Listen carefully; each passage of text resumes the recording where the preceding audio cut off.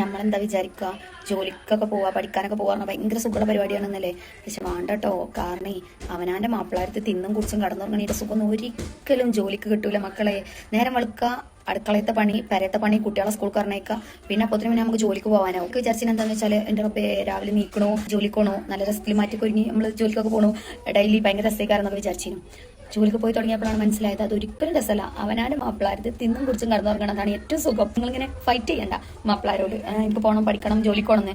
ഒരു സുഖമില്ല. അപ്പൊ ഇവർ പറയുന്നത് ജോലിക്ക് പോകുന്നത്, പഠിക്കാൻ പോകുന്നതൊക്കെ നല്ല കഷ്ടപ്പാടുള്ള പരിപാടിയാണ് എന്നാണ്. അത് ശരിയാണ്. എന്നാൽ അതിലും കഷ്ടപ്പാടുള്ള വേറൊന്നുണ്ട്. അത് നിങ്ങളുടെ കയ്യിൽ പൈസയില്ല, സഹായിക്കാൻ ഒരാളില്ല, അങ്ങനെ ഒരു സാഹചര്യത്തിൽപ്പെട്ട് നെട്ടോട്ടം ഓടുന്നതാണ്. പിന്നെ ഈ പറയുന്ന മാപ്പിളാർക്ക് എന്തെങ്കിലും പറ്റുകയോ അവർ ഇട്ടിട്ട് പോവുകയോ ചെയ്താൽ എന്ത് ചെയ്യും? അങ്ങനെ സംഭവിച്ച് അത് കാരണം ബുദ്ധിമുട്ടുന്ന ഒരുപാട് സ്ത്രീകൾ നമ്മുടെ നാട്ടിലുണ്ട്. പിന്നെ ഇവർ പറയുന്ന ഒരു കാര്യം ഒരു വാലിഡ് പോയിന്റ് ആണ്. അത് രാവിലെ എണീറ്റ് വീട്ടിലെ പണിയൊക്കെ എടുത്ത് കുട്ടികളെ സ്കൂളിലേക്ക് വിടുമ്പോഴേക്ക് ആകെ ടയേർഡാകും. പിന്നെ ജോലിക്ക് പോകുക എന്ന് പറയുന്നത് ഇച്ചിരി ബുദ്ധിമുട്ടുള്ള കാര്യം തന്നെയാണ്. എന്നാൽ അതിനുള്ള സൊല്യൂഷൻ ജോലിക്ക് പോകാതിരിക്കലല്ല, പാർട്ട്ണറോട് വീട്ടിലെ ജോലി ഷെയർ ചെയ്യാൻ ആവശ്യപ്പെടലാണ്. ഇവർ വീണ്ടും വീണ്ടും സ്ട്രെസ് ചെയ്ത് പറയുന്നുണ്ട് പുറത്തു പോയി പണിയെടുക്കുന്നതൊക്കെ നല്ല കഷ്ടപ്പാടാണ് എന്നത്. അപ്പോൾ ഇവരുടെ ഈ മാപ്പിളാർ പുറത്തു പോയി കഷ്ടപ്പെടുന്നതിൽ ഇവർക്കൊരു പ്രശ്നവുമില്ലേ? അവരുടെ കഷ്ടപ്പാടിന് ഒരു വിലയുമില്ലേ? അവർ മാത്രം കഷ്ടപ്പെട്ടാൽ മതിയോ? പിന്നെ ഇങ്ങനെയുള്ള ആളുകൾ ഈ റീൽസ് ഇടുന്നത് പയ്യെ പയ്യെ സോഷ്യൽ മീഡിയയിൽ റീച്ച് കിട്ടി പ്രൊമോഷനൊക്കെ ചെയ്ത് പണമുണ്ടാക്കാൻ വേണ്ടിയാണ്. അതൊരു തെറ്റായ കാര്യമൊന്നുമല്ല, മറിച്ച് നല്ല കാര്യവുമാണ്. പക്ഷെ അവരുടെ ഡബിൾ സ്റ്റാൻഡേർഡ് ആണ് പ്രശ്നം. അവർ പണമുണ്ടാക്കാൻ ശ്രമിക്കുന്നു, എന്നാൽ അവരുടെ റീൽസ് കാണുന്ന ആളുകളെ, പ്രത്യേകിച്ച് പെൺകുട്ടികളെ ഡീമോട്ടിവേറ്റ് ചെയ്യുന്നു. ഇങ്ങനെയുള്ളവരെ സൂക്ഷിക്കുക.